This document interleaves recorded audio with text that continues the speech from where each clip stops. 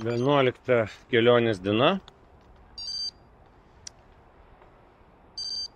Šiandien Trenčinas Bratislava ir virš 120 km. Savijauta puikiai. Važiuojam toliau, Jessica. Šiandien priėmiau sprendimą, kad nuo šiol visi videkai bus 5 minučių. Manau, kad ir jums neįdomu čia ilgi tie videkai. Ir man mažiau bus darbo. Rodo navigacija, kad čia ok. Ir tada matai va ženklą. Dviračiam čia negalima.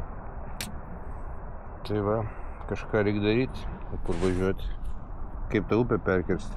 Čia likti va dviračių takas turėtų būti. Pagal pažymėjimą. Bet čia Slovakijoje jau ir ne kartą buvo, kai dviračių takas pažymėtas, o dviračių takų nekvėpia. Tiksliau skaldos papilta ir tokia grubi ir neįmanoma važiuoti. Bėtskovas.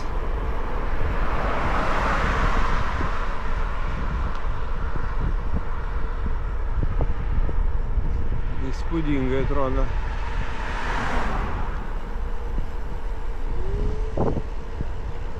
Įspūdingai atrodo Pilaitė.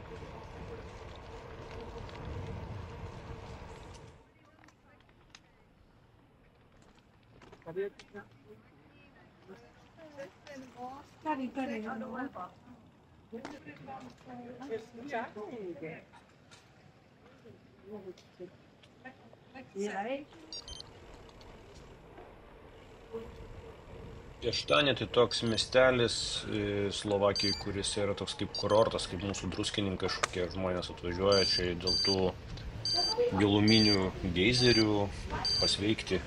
Tai ir simbolizuoja tas žmogus su perlaužta lazdele.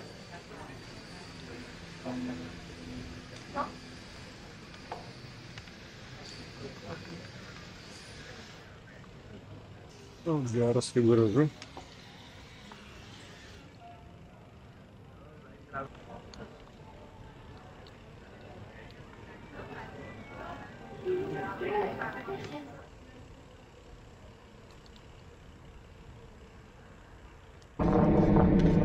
Liūdna. Žydėjo saulėgrąžos.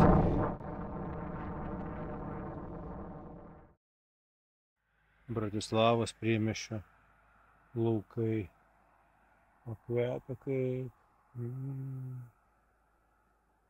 Fantastika. Baiginėjasi 11 diena. Tai pačiam kely tai gal nieko tokio vaizdingo įdomaus nebuvo. Šiandien kalnai visi buvo tolyje, daugiau tokiais slėniais važiavau, nors pabaiga buvo tokių biškį kalvelių. O bendrai tai diena nuvažiavau 130 km.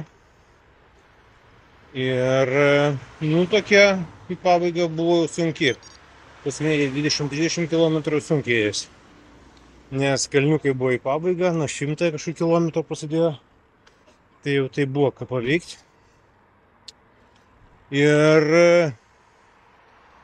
vienoje vietoje čia per kelią persikėlinau dviratį, pirmės gal tai biškį kelią kažką kairį. Nežinau, nesupratau, ką aš jam padariau, bet dabar užlipus biškį jaučiu maudžiai. Man kelias dienas čia prieš tai maudė. Ir pamausdavo, nustodavo. Jau čia 2 dienas nieko neskudėjo, dabar vat, per tą perkelimą visą dviratį, visam tašėm perkelti per atitvarą, pirmės gal tai buvo reikalų. Nu va, dabar poilsio diena rytoj Bratislavai ir toliau jau prasidės Austrija. Savo kalniukais, kuriuo aš šiek tiek, atvirai sakant, bijau. Bijau, ar aš juos patempsiu su tokiu svoriu. Tai tiek, pasimatėme kitam videake.